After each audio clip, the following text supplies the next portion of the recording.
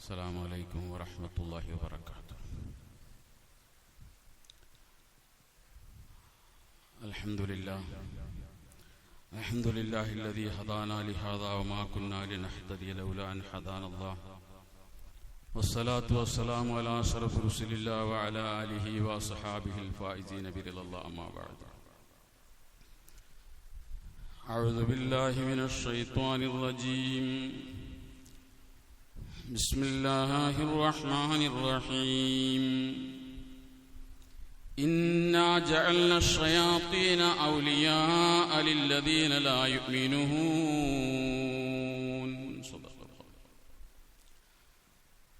ബഹുമാന്യരായ സഹോദരങ്ങളെ, സത്യവിശ്വാസികൾ, കാരുണ്യവാനായ പടച്ചതമ്പുരാൻ നമ്മുടെ ജീവിതത്തിൽ ഒന്നുവേദ ചെറുതും വലുതുമായ തെറ്റുകുറ്റങ്ങളും പുറത്തുമാപ്പാക്കി തരുമാറാകട്ടെ.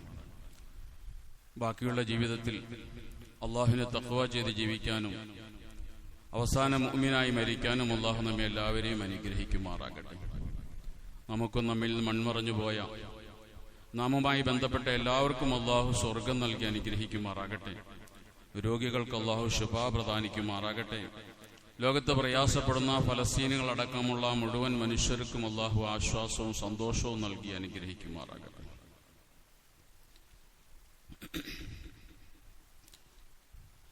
2010 കാലഘട്ടത്തിൽ മലപ്പുറം ജില്ലയിലെ കൊളത്തൂര് എന്ന് പറയുന്ന സ്ഥലത്ത് അമ്പലമ്പടി എന്ന പ്രദേശത്ത് ഒരു കുടുംബം താമസിക്കാനെത്തി. 50 വയസ്സുള്ള സയ്യിദ് മുസ്ലിയാർ എന്ന് പറയുന്ന ഒരു മദ്രസാധ്യാപകനും അദ്ദേഹത്തിന്റെ ഭാര്യയും BA ഇംഗ്ലീഷ് വിദ്യാർത്ഥിയായ അദ്ദേഹത്തിന്റെ മകനും 10ാം ക്ലാസ്സുകാരിയായ മകളും 8ാം ക്ലാസ്സിൽ പഠിക്കുന്ന ഒരു ഇളയ മകളും. ആദ്യം കുറെ നാളുകളെല്ലാം ഈ കുടുംബത്തിന് അയൽവാസികളുമായിട്ടൊക്കെ നല്ല ബന്ധമുണ്ടായിരുന്നു. എന്നാൽ കുറച്ചു നാളുകൾ കഴിഞ്ഞപ്പോ അയൽവാസികളുമായി വലിയ ബന്ധങ്ങളില്ല, ബന്ധം തീരെ തന്നെ ഇല്ലാതായി. മദ്രസാധ്യാപകനായിരുന്ന പുത്തമ്പള്ളിയിലെ മദ്രസാധ്യാപകനായിരുന്ന സയ്യിദ് മുസ്ലിയാർ 2010 ഫെബ്രുവരി മുതൽ മദ്രസയിൽ തീരെ പോകലില്ലാതായി. വീട്ടുകാരെ ആരും വെളിയിലേക്ക് കാണുന്നില്ല. തന്നെയല്ല, വീട്ടിൽ നിന്ന് കുന്തിരിക്കത്തിന്റെ മണം ഇടക്കിടക്ക് വരുന്നുണ്ട്. ദിക്ർ ചൊല്ലുന്ന ശബ്ദവും ഒക്കെ ഇടക്ക് കേൾക്കാറുണ്ട്. 3 മാസക്കാലം ഇങ്ങനെ ആരെയും കാണാതെ ഈ ഒരു അവസ്ഥയിലായപ്പോ പരിസരവാസികൾ കൊളത്തൂർ പോലീസ് സ്റ്റേഷനിൽ അറിയിച്ചു, ഞങ്ങളുടെ അയൽവാസികളെ ആരെയും 3 മാസമായി പുറത്ത് കാണുന്നില്ല, അവിടുന്ന് കുന്തിരിക്കത്തിന്റെ സ്മെല്ല് വരുന്നുണ്ട്, ദിക്ർ ചൊല്ലുന്നതും കേൾക്കാറുണ്ട്. കൊളത്തൂർ പോലീസ് വന്ന് വീട് തുറന്നു നോക്കുമ്പോൾ കണ്ട കാഴ്ച, ഈ സയ്യിദ് മുസ്ലിയാർ എന്ന് പറയുന്ന മനുഷ്യൻ മരിച്ച് ആ മയ്യത്തിങ്ങനെ ദ്രവിച്ച് ചീഞ്ഞളിഞ്ഞ് കിടക്കുകയാണ്. 3 മാസമായി മരിച്ചിട്ട് എന്നാണ് പിന്നീട് അന്വേഷണ റിപ്പോർട്ടിൽ നിന്ന് മനസ്സിലായത്. 3 മാസം മുമ്പ് മരിച്ച മദ്രസാധ്യാപകനായ സയ്യിദ് മുസ്ലിയാരെ ഭാര്യയും മക്കളും കൂടി പരിസരവാസികൾ ഈ സ്മെല്ല് കേൾക്കാതിരിക്കാൻ വേണ്ടി കുന്തിരിക്കം പുകക്കുകയും അദ്ദേഹം എഴുന്നേറ്റ് വരുമെന്ന വിശ്വാസത്തിൽ ചുറ്റും കൂടിയിരുന്ന് ദിക്ർ ചൊല്ലുകയും ചെയ്യുമായിരുന്നു. ഇങ്ങനെ പറഞ്ഞു കൊടുത്തതൊരു മന്ത്രവാദിയാണ്.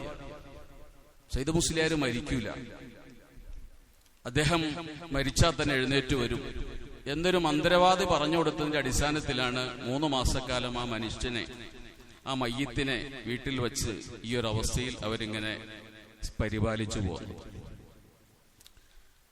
തമിഴ്നാട്ടിൽ വിരുദുനഗർ ജില്ലയിൽ റെഡിയാർപാട്ടി എന്ന് പറയുന്ന ഒരു സ്ഥലമുണ്ട്. ഈ റെഡിയാർപാട്ടിയുടെ ഒരു പ്രത്യേകത, പ്രായം ചെന്ന ആളുകളെ അവരെ കൊല്ലുന്ന, മാതാപിതാക്കളെ കൊല്ലുന്ന ഒരവസ്ഥ അവിടെ നാളുകളായി നിലനിൽപ്പുണ്ട്. അതിനൊരു പറയുന്ന പേര് തലയിൽ കുത്ത് എന്നാണ്. പ്രായം ചെന്ന മാതാപിതാക്കളെ തലയിൽ കുത്തുക, അതൊരു ആചാരമാണ്, അതൊരു പുണ്യമാണ് എന്നാണ് ആ നാട്ടുകാരെ വിശ്വസിച്ചിരുന്നത്. അടുത്ത കാലത്തായി പല സംഘടനകളുടെയും ഉത്ബോധനങ്ങളുടെ പേരിൽ അത് കുറവ് വന്നിട്ടുണ്ടെങ്കിലും വളരെ രഹസ്യമായിട്ടൊക്കെ അത് നിലനിൽക്കുന്നു. അതായത് പ്രായം ചെന്ന ആളുകളെ, മാതാപിതാക്കളെ കട്ടിലിൽ അല്ലെങ്കിൽ വിരിപ്പിൽ എഴുന്നേൽപ്പിച്ചിരുത്തി 3 ഘട്ടങ്ങളാണ് ഇതിനുള്ളത്. ആദ്യം ഇങ്ങനെ തലയിലൂടെ നല്ലെണ്ണ ഒഴിക്കും. ഒഴിച്ചൊഴിച്ചൊഴിച്ച് അവരെ ഏകദേശം മരണത്തിന്റെ ഒരു അവസ്ഥയിലേക്ക് എത്തിക്കും. പിന്നെ തണുത്ത വെള്ളം തലയിലൂടെ ഒഴിക്കും. പിന്നെ വേദനാസംഹാരികൾ കരിക്കിൻ വെള്ളത്തിൽ ചേർത്ത് കുടിപ്പിക്കും. അതോടുകൂടി അവരുടെ കിഡ്നി തകരാറിലായി വലിയ താമസമില്ലാതെ അവർ മരണപ്പെടുകയും ചെയ്യും. ഇങ്ങനെ മാതാപിതാക്കളെ കൊല്ലുന്നത് പുണ്യമാണ് എന്നാണ് റെഡിയാർപാട്ടി ഗ്രാമത്തിലെ ആളുകളിൽ പലരും വിശ്വസിക്കുന്നത്. ഇത്തരം വിശ്വാസങ്ങൾ ഈ 21ാം നൂറ്റാണ്ടിലും നമ്മുടെ രാജ്യത്ത് പല സ്ഥലങ്ങളിലും നിലനിൽക്കുന്നു. ഇതിന് പറയുന്ന പേര് അന്ധവിശ്വാസങ്ങൾ എന്നാണ്. അന്ധവിശ്വാസങ്ങൾക്ക് ജാതിയില്ല, മതമില്ല, വിദ്യാഭ്യാസം അവിടെ മാനദണ്ഡമല്ല. എല്ലാ വിഭാഗം ആളുകളിലും ഇത്തരത്തിലുള്ള അന്ധവിശ്വാസങ്ങൾ നിലനിൽക്കുന്നു. പരിഷ്കൃത രാജ്യങ്ങളായ അമേരിക്കയിലും യൂറോപ്പിലും പോലും ബ്രിട്ടനിൽ പോലും അഭ്യസ്തവിദ്യരായ മനുഷ്യന്മാർക്കിടയിൽ ഇത്തരം അന്ധവിശ്വാസികൾ ധാരാളമുണ്ടെന്നാണ് കണക്കുകൾ നമ്മെ ബോധ്യപ്പെടുത്തുന്നത്. നമ്മുടെ രാജ്യത്തും എത്രയോ അനാചാരങ്ങളും അന്ധവിശ്വാസങ്ങളൊക്കെ നിലനിന്നിരുന്നു. പരിശുദ്ധമായ ദീനുൽ ഇസ്ലാമിന് ഈ രാജ്യത്ത് വേരോട്ടമുണ്ടാക്കാനുള്ള ഒരു പ്രധാന കാരണം ഈ രാജ്യത്ത് നിലനിന്നിരുന്ന ഐത്താചാരണങ്ങളും ഇവിടെ ഉണ്ടായിരുന്ന അസമത്വങ്ങളും അനാചാരങ്ങളും അന്ധവിശ്വാസങ്ങളൊക്കെ തന്നെയാണ്. സതി നമുക്കറിയാം, രാജ്യത്ത് സതി നിലവിലുണ്ടായിരുന്നു. 1987 രാജ്യത്തെ അവസാനത്തെ സതി രാജസ്ഥാനിൽ നടക്കുന്നത്. അഭ്യസ്തവിദ്യയായ ഒരു പെൺകുട്ടി തന്റെ ഭർത്താവിന്റെ ചിതയിലേക്ക് വീണ് തന്റെ ജീവനൊടുക്കുന്നതാണ് 1987 അവസാനത്തെ ഇന്ത്യയിലെ സതി എന്ന് പറയുന്നത്.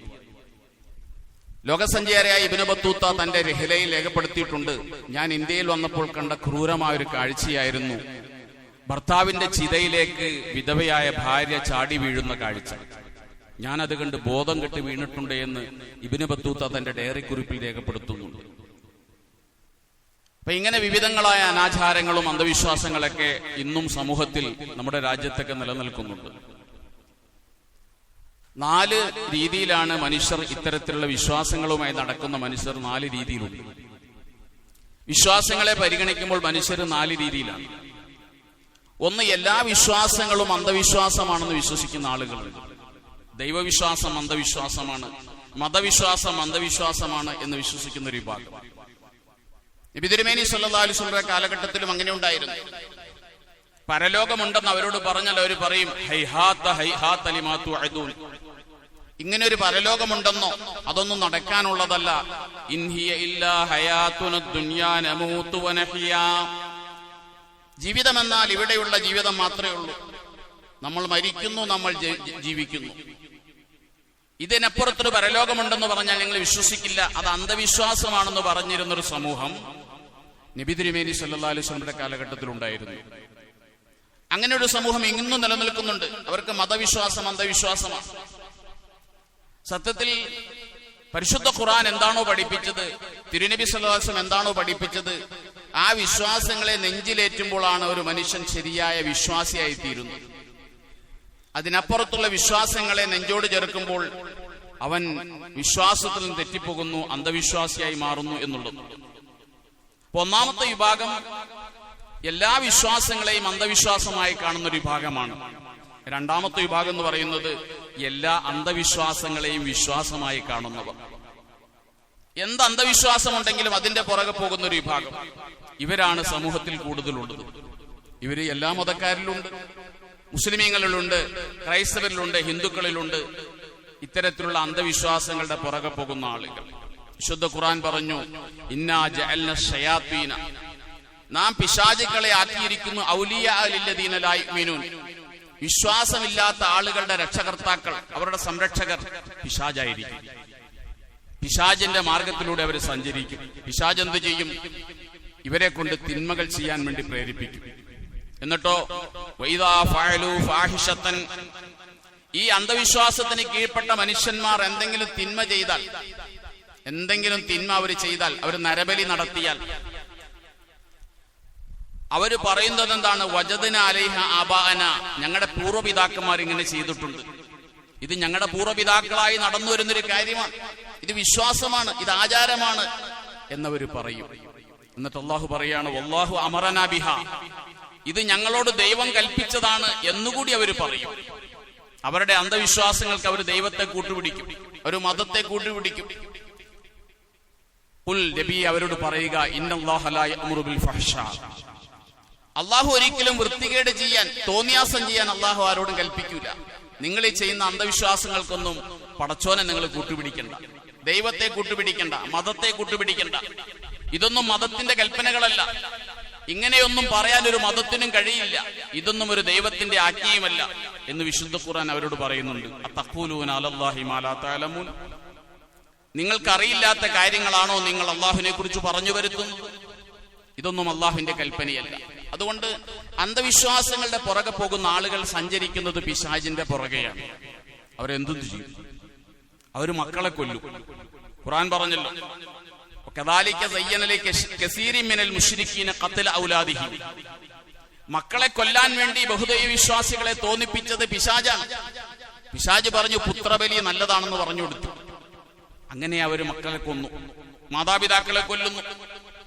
സ്വന്തം ജന്മത്തിന് കാരണക്കാരായ മാതാപിതാക്കളെ വിശ്വാസത്തിന്റെ പേരിൽ നരബലി നടത്താനും സമാധി ഇരുത്താനൊക്കെ തോന്നുന്നെങ്കിൽ അതിന്റെ പിന്നിൽ ദൈവമല്ല, അതിന്റെ പിന്നിൽ മതവുമല്ല, അതിന്റെ പിന്നിൽ പ്രവർത്തിക്കുന്ന ശക്തി എന്ന് പറയുന്നത് പിശാചാണ്. പിശാചിന്റെ പണിയാണത്. ഇത്തരത്തിലുള്ള തിന്മകളെ നന്മകളായിട്ട് മനുഷ്യന് തോന്നിപ്പിച്ചു കൊടുക്കുക എന്നുള്ളത്. പിശാച് മനുഷ്യനെ കൊണ്ട് എല്ലാവിധ തോന്നിവാസങ്ങളും ചെയ്യിപ്പിക്കും. അതുകൊണ്ടാണ് ഇത്തരത്തിലുള്ള വിശ്വാസങ്ങളിലേക്ക് മനുഷ്യൻ വഴിമാറിപ്പോകുന്ന വഴികളെ പോലും ഇസ്ലാം അടച്ചു കളഞ്ഞു. സാഹിര്യങ്ങളെ സമീപിക്കരുത്, മഷി നോക്കുന്നവരെ അടുത്തൽ പോകരുത്, ഇത്തരത്തിലുള്ള അന്ധവിശ്വാസങ്ങളുമായി ബന്ധപ്പെടരുത്. മന്നത്താ കാഹിനൻ, ഒരാൾ ജ്യോത്സ്യനെ സമീപിച്ചാൽ, കൈനോട്ടക്കാരനെ സമീപിച്ചാൽ, അയാൾ പറയുന്നത് വിശ്വസിച്ചില്ലെങ്കിൽ പോലും അവന്റെ 40 ദിവസത്തെ നമസ്കാരം അല്ലാഹു സ്വീകരിക്കില്ല. ഇനി വിശ്വസിച്ചാലോ അവൻ ഈ മതത്തിൽ നിന്ന് പുറത്തുപോയി, മുർത്തദ്ദായി. അപ്പൊ ഈ നിലയ്ക്ക് ജ്യോത്സ്യന്മാരെ, കൈനോട്ടക്കാരെ, മഷിനോട്ടക്കാരെ സമീപിക്കുക പോലും ചെയ്യരുതെന്ന് വിശുദ്ധ ഖുർആൻ തിരുനബി സ്വല്ലല്ലാഹു അലൈഹി വസല്ലം പഠിപ്പിക്കാനുണ്ടായ കാരണം മനുഷ്യൻ പിശാചിന്റെ വഴിയിലൂടെ അന്ധവിശ്വാസത്തിലൂടെ സഞ്ചരിക്കാതിരിക്കാൻ വേണ്ടിയിട്ടാണ്.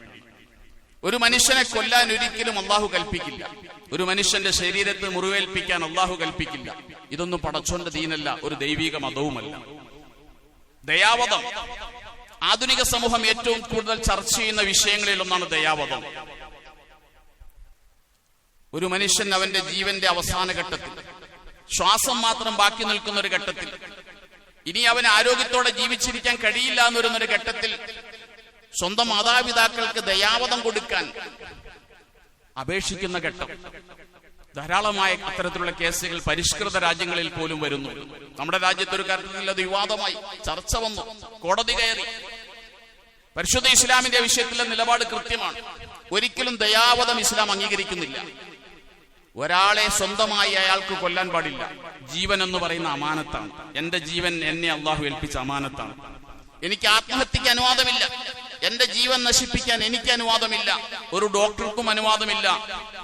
ഒരാളുടെ കുടുംബാദികൾ, അയാളുടെ ബന്ധുമിത്രാദികൾക്ക് പോലും അയാളുടെ ജീവൻ നശിപ്പിക്കാൻ വേണ്ടി അനുവാദമില്ല. ഈ ജീവൻ അമാനത്താണ്.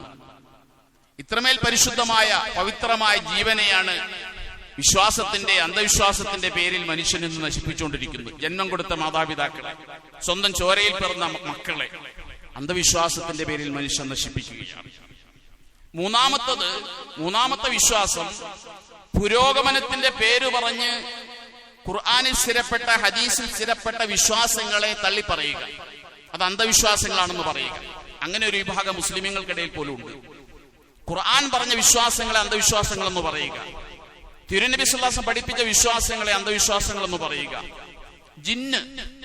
ജിന്നുണ്ടെന്ന് വിശ്വസിക്കൽ ഒരു മുസ്ലിമിന് നിർബന്ധമല്ലേ? ജിന്നൊരു യാഥാർത്ഥ്യമല്ലേ? ജിന്നുകൾ മനുഷ്യർക്ക് ഉപദ്രവമേൽപ്പിക്കുന്നുള്ള യാഥാർത്ഥ്യമല്ലേ? അപ്പൊ ജിന്നുകളില്ല എന്നോ, ജിന്നുകളെ കൊണ്ട് മനുഷ്യർക്ക് ഉപദ്രവം ഉണ്ടാകില്ല എന്നോ അങ്ങനെയൊക്കെ വിശ്വസിക്കുന്നത് അന്ധവിശ്വാസമാണെന്നോ പ്രചരിപ്പിക്കുന്നത് അത് ഈ സമുദായത്തിലെ പുരോഗമനം പറയുന്ന ഒരു വിഭാഗത്തിന്റെ പതിവാണ്. അത് ശരിയല്ല. സിഹിർ, ആഭിചാരം, കൂടോത്രപ്പണികൾ, അതൊരു യാഥാർത്ഥ്യമല്ലേ? വിശുദ്ധ ഖുർആൻ സിഹിറിനെ സംബന്ധിച്ച് പറഞ്ഞിട്ടില്ലേ? റസൂലുള്ളാഹി സ്വല്ലല്ലാഹു അലൈഹി വസല്ലം ചെയ്ത സിഹിറിനെ സംബന്ധിച്ച് പരാമർശങ്ങളില്ലേ?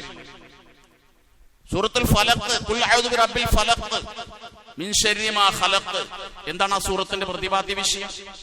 വമിൻ ശർരി നഫ്ഫാഫാത്തി ഫിൽ ഉഖദ്, കെട്ടുകളിൽ ഊതുന്ന പെണ്ണുങ്ങൾ. ആരാണ് ഈ കെട്ടുകളിൽ ഊതുന്ന പെണ്ണുങ്ങൾ? അഭിചാരം ചെയ്യുന്ന, സിഹിർ ചെയ്യുന്ന പെണ്ണുങ്ങളാണ്. അപ്പൊ സിഹിർ ഒരു യാഥാർത്ഥ്യമാണ്, സിഹിർ അന്ധവിശ്വാസമല്ല. നബി സല്ലല്ലാഹു അലൈഹി വസല്ലം തങ്ങളുടെ പേരക്കുട്ടികളെ ഹസനെ ഹുസൈനെ റസൂലുള്ളാഹി മന്ത്രിക്കുമായിരുന്നു. മന്ത്രം ഇസ്ലാമിലുണ്ട്, മന്ത്രവാദം ഇസ്ലാമിലില്ല. മന്ത്രം വിശ്വാസമാണ്, മന്ത്രവാദമാണ് അന്ധവിശ്വാസം. തിരുമേനി അവിടുത്തെ പേരക്കുട്ടികളെ മന്ത്രിക്കാറുണ്ട്, ഹസനെ ഹുസൈനെ. എന്നിട്ട് പറയും, ഉഈദുക്കുമാ, ഞാൻ നിങ്ങളെ മന്ത്രിക്കുകയാണ്, നിങ്ങൾക്ക് വേണ്ടി അള്ളാഹുവിനോട് കാവൽ ചോദിക്കുകയാണ്, ഇബ്രാഹിം നബി അലൈഹി സ്വലാം മകൻ ഇസ്മായിലിന് വേണ്ടി കാവൽ ചോദിച്ചതുപോലെ. കണ്ണേറ് സത്യമാണ്, കണ്ണേർ അന്ധവിശ്വാസമല്ല. അപ്പൊ ഇത്തരത്തിൽ പരിശുദ്ധ ഖുർആനിൽ സ്ഥിരപ്പെട്ട, ഹദീസിൽ സ്ഥിരപ്പെട്ട കാര്യങ്ങളെ അന്ധവിശ്വാസങ്ങളെന്ന് പറഞ്ഞ് തള്ളിപ്പറയുന്ന പുരോഗമനം, അതും ശരിയല്ല. നാലാമത്തെ നിലപാടാണ് ശരി. അതെന്താണ്? വിശുദ്ധ ഖുർആൻ എന്തു പറഞ്ഞോ, തിരുനബി എന്തു പറഞ്ഞോ അത് വിശ്വാസമാണെന്നും അതിനപ്പുറത്തുള്ളത് അന്ധവിശ്വാസമാണെന്നും വിശ്വസിക്കുന്ന യഥാർത്ഥ വിശ്വാസമാണ് ശരിയായ വിശ്വാസം. ആ ഒരു നിലപാടിലാണ് നാമൊക്കെ ഉണ്ടായിരിക്കേണ്ടത്. നമ്മുടെ വിശ്വാസം അതായിരിക്കണം. വിശുദ്ധ ഖുർആൻ പറഞ്ഞൊരു കാര്യം നമ്മുടെ ബുദ്ധി കൊണ്ട് അത് ഉൾക്കൊള്ളാൻ കഴിയുന്നില്ലെങ്കിൽ പോലും അത് വിശ്വാസമാണ്.